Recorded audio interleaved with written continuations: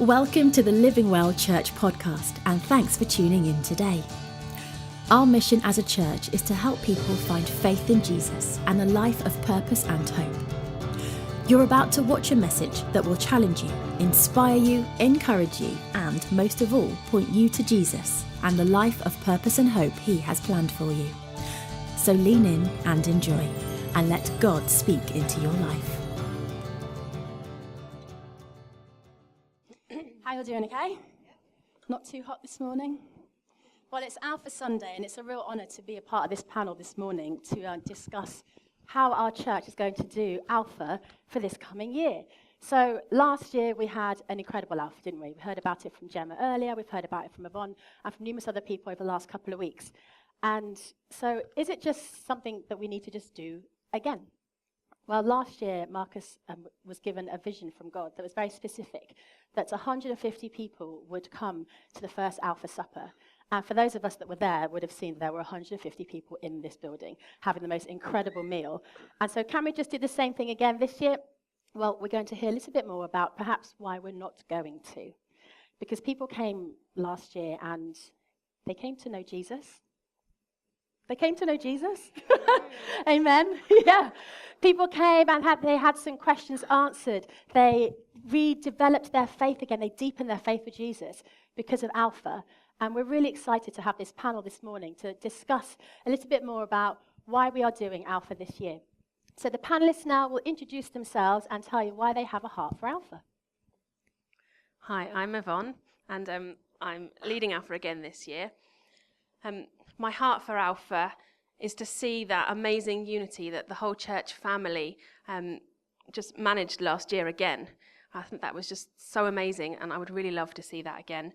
And the way that it powerfully inspires other people to explore their own faith, and how it inspires them and enables them to be able to just ask those questions and explore their own faith. My heart for Alpha would be to hear more stories like Gemma shared with us this morning. I mean, that's just a brilliant story of a journey to faith. And my heart is that lots more people would be able to share that story of a journey to faith, because God doesn't have favourites, and church is growing and church is good, but we can't get to the point where we say, well, that's okay, church is full, because God loves everyone. He wants everyone to come into relationship with him, and he's tasked us with sharing that good news. So however good church is, we've got to keep going, we've got to keep asking people, we've got to keep inviting people to Alpha. Hi, I'm Johnny. As Christians, we know how awesome it is to know and have a relationship with Jesus. And we should also know the sadness for those that don't know Jesus. And Alpha is a great opportunity for people to meet Jesus. So why is it important then for us to reach out to others and share our faith? So as believers, we are called to glorify God. And we do that by knowing him and letting him be known. So fundamentally, one of our highest priorities is to share the good news of Jesus to those who don't know him. And we should be doing that regularly. It's not just something we do here and there, but it should be a regular thing, as much as reading our Bible and praying. Now, many of you are great at doing this, but sometimes I meet people that will say, I'm not called to be an evangelist. But actually, Jesus said, go and make disciples of all nations. And that wasn't just to a few, that was to everyone. And that wasn't a basic commission, it was the Great Commission. So we are all called to go and reach the lost. And we've seen the success of last year's Alpha with new people that are joining our church now. So is it really just about making all these seats filled with extra people and about increasing the numbers of our church? For me, it's about a lot more than that. It's about kingdom. Our church is just a little piece of the kingdom. It's the kingdom that it's all about. It's people coming to know Jesus as Saviour and Lord. That's what we're tasked to do. That's what Johnny's just been telling us. That's what we've been tasked to do. And if we ask people to come to Alpha and they come to faith, they're part of the kingdom. If they then choose to be part of this church, amazing. If they choose that they need to connect and fit somewhere else, that's amazing too. It's about the kingdom. It's not just about filling seats in the church, although that would be nice. And there are lots of ways that churches try and reach out to the community and get people to come into the church. So why has Living Well invested in Alpha? You're right, Gemma. Alpha is only one tool that we can use to evangelize. It's just a really, really good one to go for us to go about it. For example, I bet there are really quite a lot of people, I don't think it's just Gemma here today, who have attended an Alpha and it's impacted them somehow. So could we just do a quick straw poll? Can you put your hand up if you've ever attended an Alpha and it's impacted your life in some way? Just have a look around. Wow, that is a lot of people. So I think that says it all. Look how many people are impacted just in this church alone. But the success of Alpha nationally is really incredible as well. There was a global impact survey done in 2016 that HTB ran, and it concluded that, it produced this statistic that said, since doing Alpha, 82% of non-Christians describe themselves as followers of Jesus. And I just think that is really awesome. I've posted that study on the Facebook group, the Living Well Church Community Facebook group, if you want to have a look at the full article and the details in that. But from my perspective, the real value of Alpha is that it builds relationships. That's the key thing for me. It also provides a great structure around which we can evangelize. We socialize. It includes food. I think you'll agree that is a key point, and thank you, Gemma, for pointing that out. You know, it's true. It's really key. It draws people in, and we can really connect over food. It involves chatting in an informal way. We can explore. We can share the gospel in a really non-threatening way, all in an atmosphere of acceptance and love. Marcus, as pastor, is there anything else you'd like to add to that? Yeah, what I think is so good about Alpha is that any faith conversation is great. Often those faith conversations are just one conversation, and it's just a one-off, and we don't have the opportunity sometimes to follow up, or we don't have the chance to follow up. The great thing about Alpha is you have this ongoing conversation with people. It doesn't just stop after one, it keeps on going. And as the group gets to know each other better, people tend to relax more, and they share more, and they tell you where they're coming from, and then they're really open to hearing what our story is and where we're coming from. And so it's this idea that about having an ongoing faith conversation, which I think is really crucial about Alpha. So what's Alpha going to look like this year? Last year was hugely successful, and now it's going to change. Why? Great question. I think Beth explained it really well when she preached recently on Ecclesiastes 3. It was the passage that starts, "There is a time for everything, and a season for every activity under the heavens." I believe that one of the key things that made last year such a success was that we really leaned in, we really listened to God, and we're listening to what he wanted in that season. Well, this season, he's doing a new thing. We had a recent prayer meeting where we split into 4 separate groups. A lot of you attended that. And we prayed specifically about what God wanted to see in this season. This time with Alpha, what did he want to see? And it was pretty clear from that God was saying he wants us to go out into the community of Dover. And so that has led to this current structure and plan. So we've got 4 different groups, 4 different types that are happening this year. Marcus, tell us about the first group.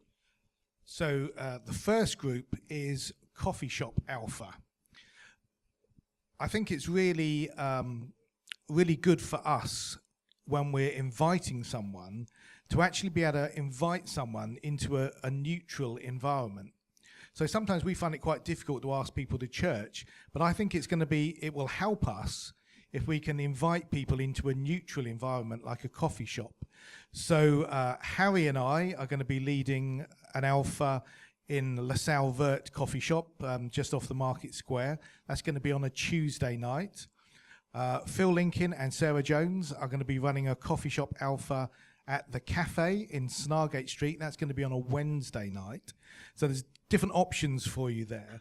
But I just think it's good. It will help us invite people. I also think it's a really good environment for people to be able to come and explore faith. It's hard for people, I think, to walk into church. So to be able to walk into a cafe, a coffee shop, and explore faith there, we think is going to be really helpful for them as well. So we know this has been done elsewhere and it's worked really well. And so we're really committed to doing it in coffee shops this year. So lots of lattes and fruit teas will be drunk throughout Alpha this year. Yvonne, tell us about the next group. Okay, so the second group is Home Alpha, and it's what it says on the tin. It is Alphas run in people's homes. Currently we have 3 Alphas, 1 in Lyddon and 2 in Dover. With these, each leader will decide exactly how the group is run. For example, Chris and I are running an Alpha group at our house, and we're going to run it in what is quite kind of an accepted or traditional format. What I mean by that is we're going to start at 7:30, key time. Doesn't have to start at 7:30, but we just decided that. And we'll start with a meal, then we'll watch the Alpha film together, and then we'll discuss the questions over coffee. We've decided to run ours on a Thursday evening. And as Marcus just said, there was going to be 2 cafe Alphas running on a Tuesday, one on a Tuesday, one on a Wednesday. Our home Alpha is going to run on a Thursday.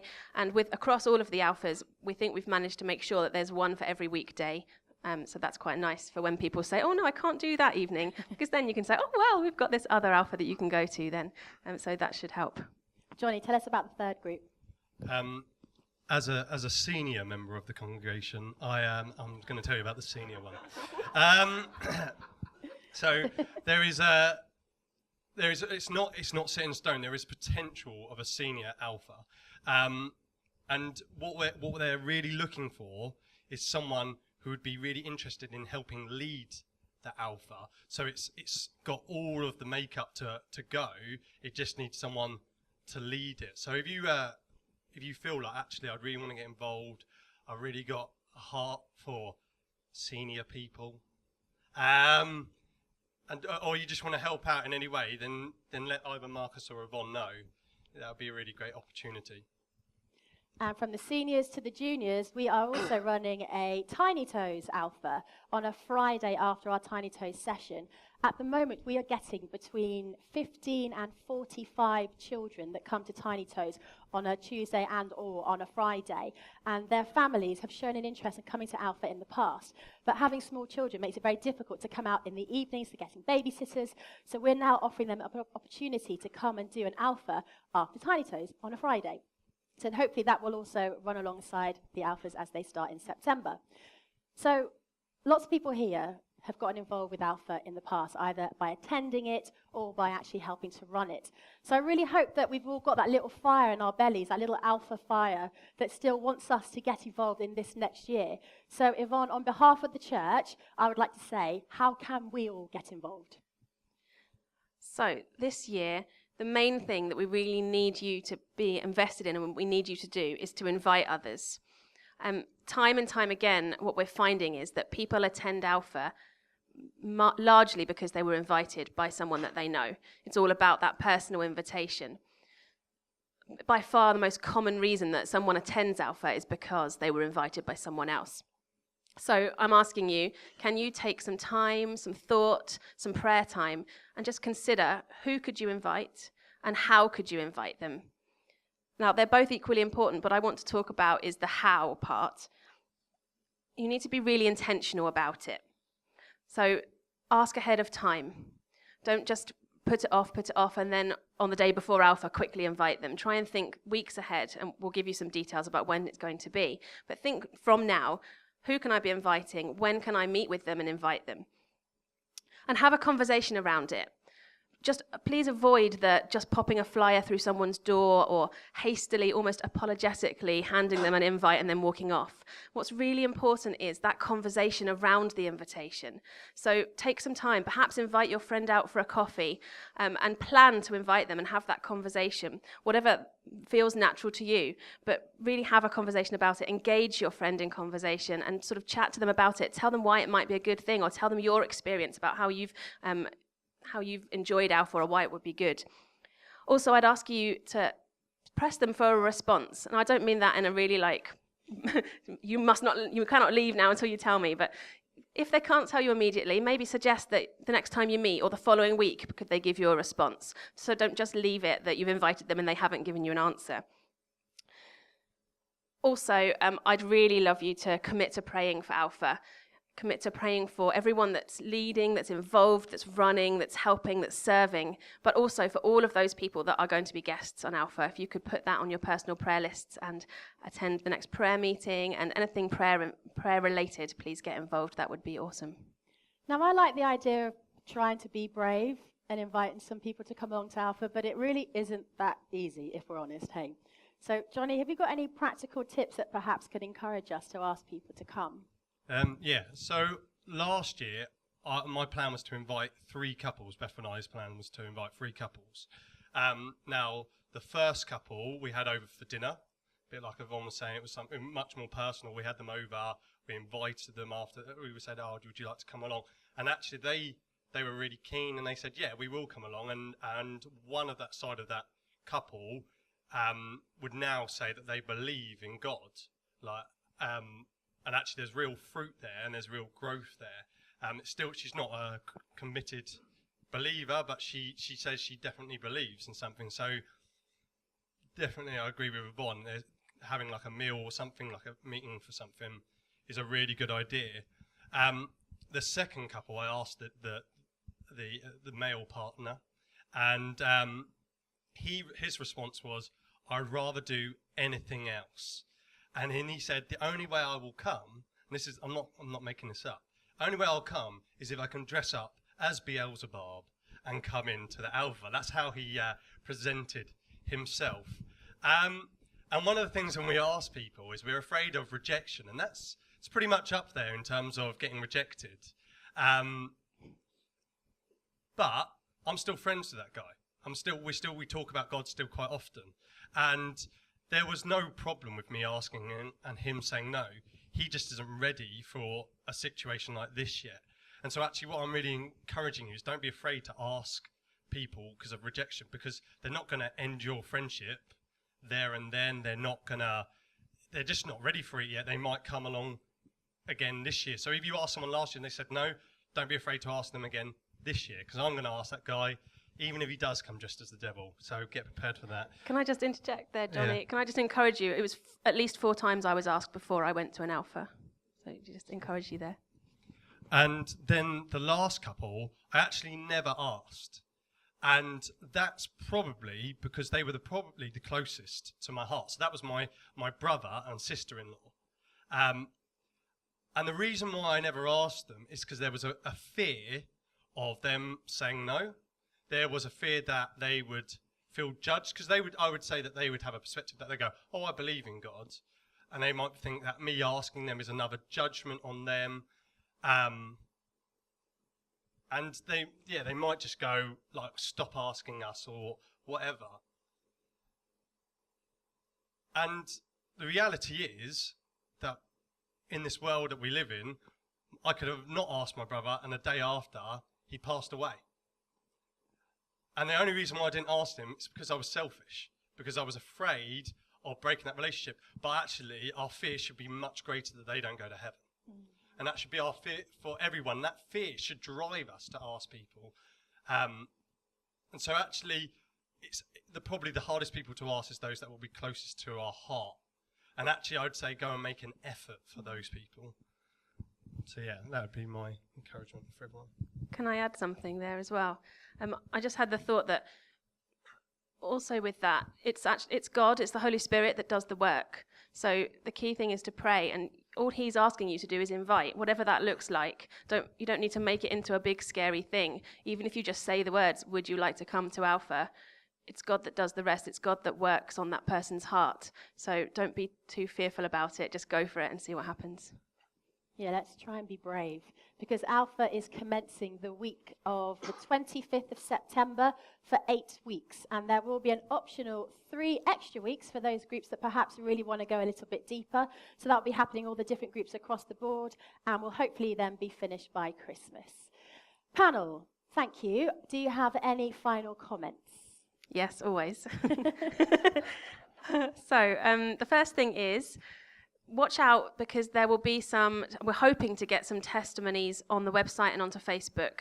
So have a look on the website and on Facebook, and I'll try and make an announcement or send an email out when those are ready. But those should be a really great and powerful thing for you to pass on to your friends on Facebook or whatever, that should encourage you or help you invite someone. Secondly, I am on the lookout for somebody, some lovely willing soul that will help or take on the advertising for Alpha. This is something that needs to happen very immediately. So someone that is available in the next couple of weeks and maybe has some skill or some knowledge or some idea about advertising, that would be great. I'm looking for somebody, so come and see me. And lastly, I just wanted to say, if anyone has any questions or wanted to chat to me about anything that we've discussed or anything to do with Alpha, I'll be around after the service, so please do come and find me. Thank you. I'd like to say something, Gemma. Go on then. Thank you. If you look around the church this morning, you will see people whose lives have been changed because of Alpha.